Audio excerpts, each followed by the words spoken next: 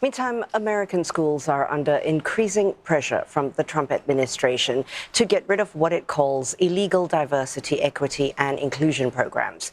The administration has cited discrimination against white and Asian students as justification for the threats.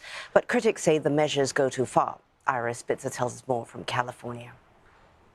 The University of California at Berkeley is a dream for many students, opening doors to career and life opportunities. However, the U.S. Justice Department is now investigating Berkeley and 3 other California schools for allegedly discriminating on the basis of race in their admissions, a practice ruled illegal by the Supreme Court 2 years ago. For the parents of some Asian students, that scrutiny is overdue.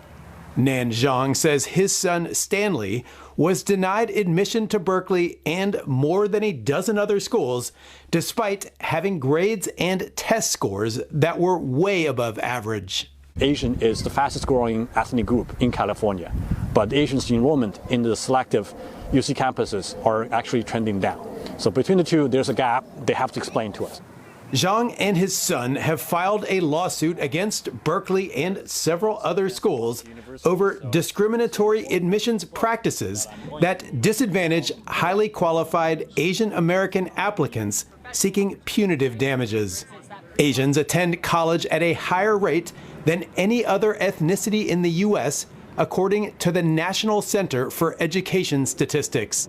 It's an issue, he says, resonated with other Asian parents. So the gap is just too big for anybody to reconcile. So we thought this is too weird a case, it defies common sense.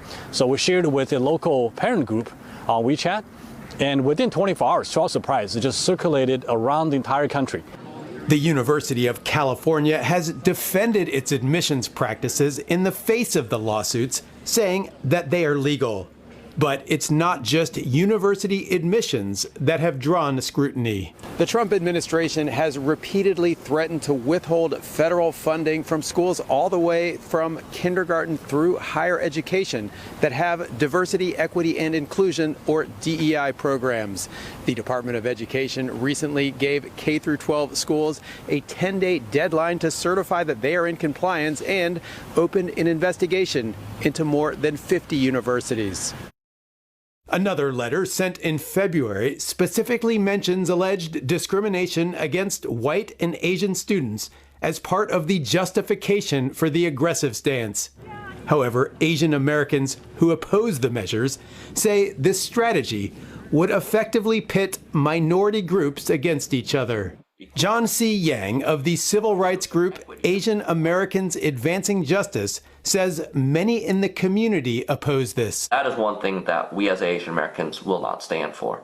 If you look at the polling that is done, Asian Americans support affirmative action programs, support race-based programs that lift up communities.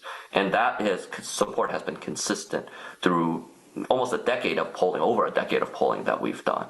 Yang says the administration's vagueness about what constitutes DEI is already having a chilling effect.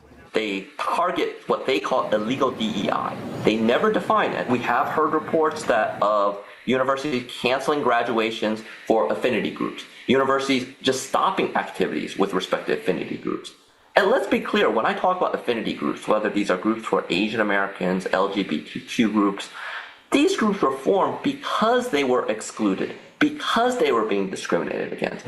As the pressure from Washington mounts, universities have become an important front in the battle over DEI, with the Trump administration's actions threatening to reshape American education at every level. Ira Spitzer, CNA, Berkeley, California.